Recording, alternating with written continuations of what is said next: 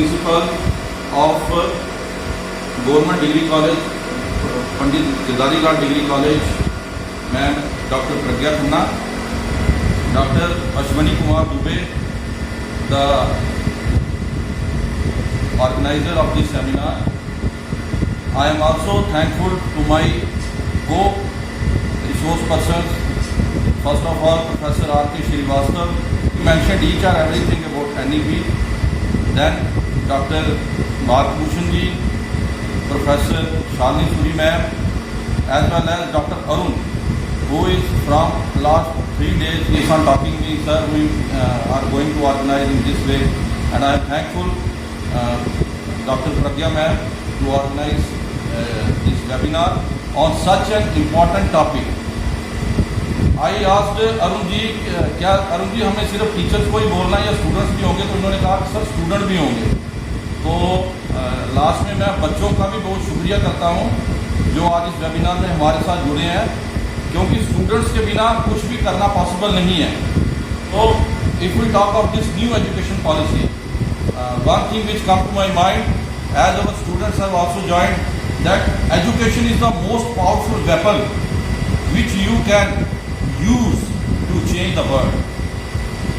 मतलब जो हमारी शिक्षा है ये एक बड़ा अच्छा हथियार है पूरे संसार में अपनी क्षमता दिखाने की। इसी के साथ एक और चीज मैं इधर रखना चाहूंगा कि if we teach today student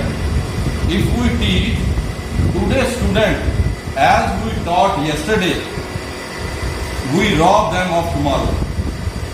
अगर हम आज का जो युग चल रहा है, जैसे हम सभी ने जो कोरोना टाइम था उसमें इस महत्वता को देखा कि कैसे ऑनलाइन टीचिंग हमारे लिए इम्पोर्टेंट है।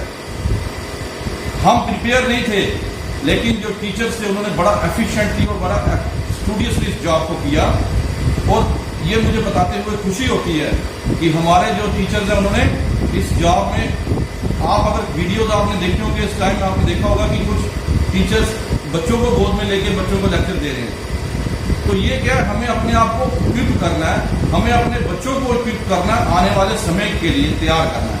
तो इसी बात को मद्देनजर रखते हुए मैं ये कहना चाहूँगा कि हम बहुत खुशकिस्मत हैं कि हमारी जो भारत सरकार ने ये नई एजुकेशन पॉलिसी हमारे साथ शेयर की है। ये पॉलिसी जैसे श्रीवास्तव सर ने पहले ही हमें बता दिया कि हम ऑलरेडी इसके ऊपर काम कर रहे थे, और इसके चलते जो आज हमारा जो दायित्व ये बन के आता है कि हम किस तरह से आने वाले टाइम में अपने बच्चों को प्रिपेयर करें। हमारी नई एजुकेशन पॉलिसी है, इसमें मेन जो फोकस है वो दिया जा रहा है किसके ऊपर? हमारे बच्चों के ऊपर, क्योंकि students they are our ambassadors. हम भी यूनिवर्सिटी में पढ़ा रहे हैं, आप कॉलेजेस में पढ़ा रहे हैं, तो आप सभी को ये मालूम है कि हमारे जो आने वाले समय है उसमें हमारा जो नाम है, जैसे आपके कॉलेज ने ये इनिशिएटिव लिया आज ये वेबिनार कराने का, आने वाले समय में और भी जो डिफरेंट गवर्नमेंट कॉलेजेस हैं वो ऐसे वेबिनार अरेंज करेंगे। तो मकसद यही है कि हम कैसे लोगों को बताएं कि जो न्यू एजुकेशन पॉलिसी है इसका क्या इम्पैक्ट निकल के आ रहा है और इसके ऊपर हमें कैसे आगे काम करने की ज़रूरत है। तो मैं इस बात को आगे बढ़ाते हुए मैं ये कहूँगा कि जैसे हम इस पॉलिसी की बात करें तो हमारी जो यूनियन गवर्नमेंट है उसने इस पॉलिसी की, ये हमारी थर्ड पॉलिसी है, this is our third educational policy. Initially we are already having 2, जैसे श्रीवास्तव सर ने बताया, first was in 68, then second one, this one is third one. तो इसमें जो हमारा मेन फोकस है वो बुक क्रैम्पिंग को नहीं है, क्योंकि अगर हम बात करें तो पहले क्या होता था, पहले हमारी जो पॉलिसी थी उसमें हमें 2 स्टेजेस थी, from initial to 10th and then 12, 10+2। अब जो हमारा फोकस है इसके अंदर, इसमें हमारा है 5+3+3+4। उसका मकसद ये है कि जब बच्चा छोटा है, 5 इयर्स का है, तो उसमें हम उसको वोकेशनल उसमें ट्रेनिंग दें ताकि उसमें स्किल डेवलपमेंट हो। तो aim of producing engage productive contributing citizen, building and equitable inclusive and, इसका मकसद यही है हमारा कि बच्चों में ऐसी भावना पैदा कर दें कि वो अपने देश से प्रेम करें। तो इसमें हमारे टाइम पे अलग इसमें चेंजेस आए। इसमें ज़्यादा मैं डिटेल में बात नहीं करूँगा क्योंकि श्रीवास्तव सर ने ऑलरेडी इसके बारे में हमें पूरा ब्रीफ कर दिया कि कैसे ये पॉलिसी है, इसमें कौन से क्रेडिट्स लेंगे, कौन सी चीज़ों को ध्यान रखेगा। लेकिन फिर भी कुछ जो इम्पोर्टेंट चीज़ें हैं उनको मैं यहाँ आपके सामने रखूँगा। जैसे accordingly the highest priority to achieving foundational literacy and numeracy by all the students by grade 3। ये जो पॉइंट है इसमें ये बताना चाह रहे हैं कि जब हमारा बच्चा right from beginning to 5 years है, वहाँ पर उसको एक फाउंडेशनल ट्रेनिंग दी जाएगी जिसमें उसकी स्किल एनहांसमेंट उसकी की जाएगी। उसको हम इन्वॉल्व करेंगे वोकेशनल ट्रेनिंग के लिए। No hard separation between arts and science. आने वाले स्लाइड में आपको बताऊंगा कि जो हमारे पहले था उसमें हमारी 3 ब्रांचेस थी, one is art, one is commerce and one is science, while in new education policy there is no such demarcation। जैसे आपने देखा कि सर ने बताया कि अगर आप 1 साल का कोर्स करते हो उसके लिए आपको सर्टिफिकेट मिलेगा। If you go for 2 years you will get diploma and similarly 3 years 4 years you will get degree। so there is not much deviation। हमें मेन जो फोकस है वो इनिशियल ईयर्स पे करना है जिसमें स्टूडेंट को उसके स्किल एनहांसमेंट और उसको उसके ऊपर वर्क किया जाएगा। अब this is a multidisciplinary and holistic education across the science. एक सर इधर आता है a light but tight regulatory framework to ensure integrity, transparency and resource efficiency of educational system through audit and public disclosure. ये जो इसमें बात ये कहना चाह रहे हैं कि हमारा जो रेगुलर बच्चों की जो एक्रीडेशन होगी, ये नहीं है कि हम सिर्फ लास्ट में एक पेपर ले लेंगे। जैसे सर ने आपको बताया कि इनके ट्रिमेस्टर सिस्टम होगा, इसमें बच्चों को कॉन्टिन्यूसली इन्वॉल्व रखा जाएगा। What is the vision of the policy? The policy envisages the curriculum and pedagogy of our institute। Award degree का जो अवार्ड होगी तो after every 3 or 4 years, but no, it will be after the student can exit at its own choice, that is after 1 year 2 year। जैसे Shrivastava sir ने हमें बताया कि वो उसका चेंज हो जाएगा, 1 year में certificate, 2 year diploma and 3 year and after it is degree। Earlier there was no vocational education, but in new policy we are having vocational education from class 6 with an internship। मतलब उनको internship भी मिलेगी। Entrance जो था जो पुराने था उसमें सिंगल एंट्रेंस थे, उसमें मल्टीपल एंट्रेंस थे। जैसे साइंस में एडमिशन लेना उसके अलग एंट्रेंस है, कॉमर्स में जैसे हमारा एग्रीकल्चर यूनिवर्सिटी है तो हमारे लिए भी कंडक्ट करते थे, जैसे गवर्नमेंट ऑफ J&K भी कंडक्ट करते थे, अलग अलग एंट्रेंस देने पड़ते थे। लेकिन अब न्यू कैटेगरी स्ट्रक्चर में सिर्फ एक सिंगल एंट्रेंस टेस्ट होगा। What are the outcomes of new education policy? तो बेसिकली मेन आउटकम इसका यही है कि हम बच्चों में स्किल डेवलपमेंट करें। Generally from early childhood to secondary education we involve students for sustainable development goal, achieve foundational learning and numeracy skills through national mission, prepare all teachers for assessment reform. Students will achieve at least one skill before coming out of school। ये main चीज में जो मैं आपसे discuss करना चाहता कि initially हम स्टूडेंट को इन्वॉल्व कर देंगे कि वो स्किल उसका कोई ना कोई डेवलप हो थ्रू वोकेशनल ट्रेनिंग। तो जो ये हमारे जो इस पॉलिसी के अंदर ये सबसे जो ब्यूटी है वो यही है कि स्टूडेंट्स में हम स्किल डेवलपमेंट के ऊपर फोकस करेंगे। जैसे फाइनेंशियल एड के बारे में भी डॉक्टर श्रीवास्तव ने डिटेल में बताई दी है। Basically the main aim of having this policy which I want to share here is that in 12th 5-year plan it was mentioned that 5% of Indians from the age group of 19 to 24 received formal vocational education, which is too low। And if we compare with countries like USA, which is 52%, in Germany the vocational studies are 75%, in South Korea 96%।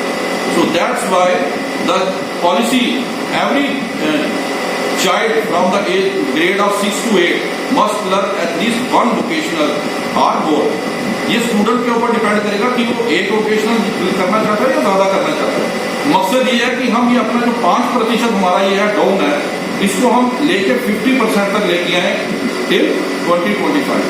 The aim by the end of 2025 they must have at least 50% of learners from school and higher education who have to get the exposure of vocational education.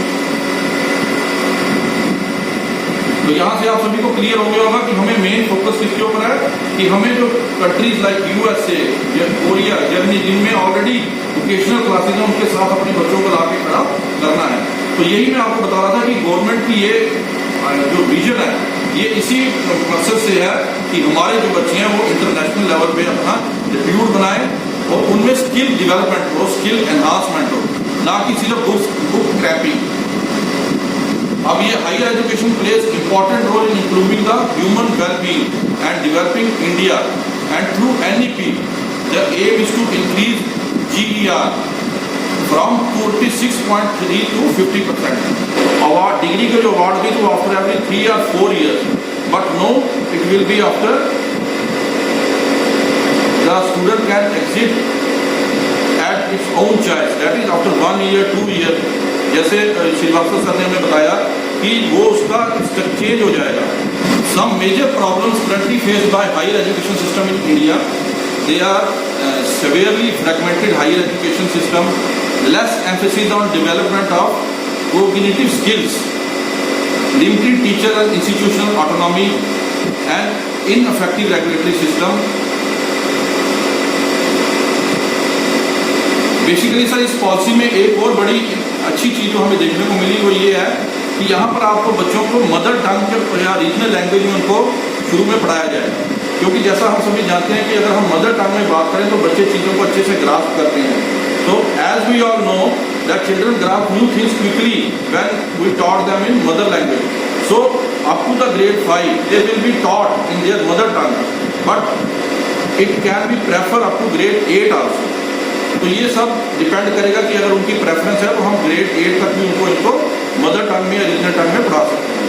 तो ये सब main जो चीज़ मैं आपसे share करना चाह रहा, ये देखिए जो एग्जिस्टिंग एकेडमिक स्ट्रक्चर था उसमें 3 स्ट्रीम ही थे, जबकि न्यू एकेडमिक स्ट्रक्चर जो है इसमें कोई सेपरेशन नहीं है। अब बात करें अगर पेडागोलॉजिकल स्ट्रक्चर की तो that was 10 + 2 + 3, while in new it is 5 + 3 + 3 + 4। Now if we talk of award of degree, award degree के जो अवार्ड भी तो after every 3 or 4 years, but no it will be after the student can exit at its own choice, that is after 1 year 2 year। What is the vision of new national education policy? The NEP 2020 envisions an India-centered education system that directly contributes to the evolution of our nation, enduring into an equitable and vibrant knowledge in society by giving them a top-class quality of education. Through NEP, our country's education system and research facilities will become more robust, and with the help of this, students who spend thousands of dollars on education in foreign country will get global standards in line with India। जैसे sir हम सभी देखते हैं कि हमारे जो बच्चे हैं वो क्या करते हैं, डिग्री पास करने के बाद फॉरेन में उनका रहता है कि हम जाएं वहाँ पर 1 या 2 साल का कोई कोर्स करके वहाँ पर हम अडॉप्ट करें। तो गवर्नमेंट का ये फोकस है कि उन बच्चों की स्किल डेवलपमेंट हम अपनी कंट्री में ही करें, उनको यहाँ पर इन्वॉल्व किया जाए, ताकि जो हमारे बच्चे हैं वो इंटरनेशनल लेवल पर भी अपनी साथ जमा सकें। जैसे हम बात अपने एग्रीकल्चर यूनिवर्सिटी की करें तो यहाँ सर कुछ स्टूडेंट जुड़े हैं, मैं उनके साथ ये बात शेयर करना जरूरी समझता हूँ, क्योंकि अब हो सकता है कि उनके छोटे भाई बहन भी प्रिपरेशन कर रहे हो आने वाले टाइम में एंट्रेंस के लिए, तो हमारी यूनिवर्सिटी में अगर आना चाहते हैं तो उनसे मैं एक बात ये शेयर करना चाहूँगा कि आप सभी जो है हमारी यूनिवर्सिटी में ऑलरेडी ये प्रोग्राम चल रहे हैं।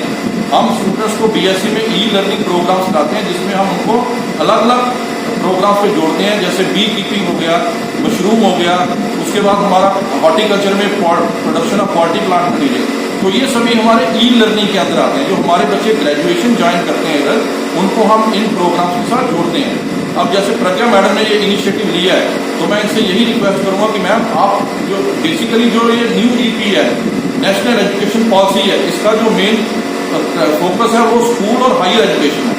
तो आप सभी को इसके लिए बच्चों को प्रिपेयर करना पड़ेगा, उनको एनलाइटन करना पड़ेगा, उनको बताना पड़ेगा कि इसका महत्व क्या है, ताकि जो हमारा एम जैसे हम अगर बात करें, आज मॉर्निंग में जो न्यूज़पेपर मैंने पढ़ा डेली सेंसस का, उसमें भी आया है कि कल हमारे जो प्रेसिडेंट इधर आए हैं INM की कन्वोकेशन में, उन्होंने भी ये कहा है कि न्यू एजुकेशन पॉलिसी जो है वो वर्ल्ड में, ग्लोबल में भारत की अपनी साख बनाने के लिए अहम सिद्ध होगी।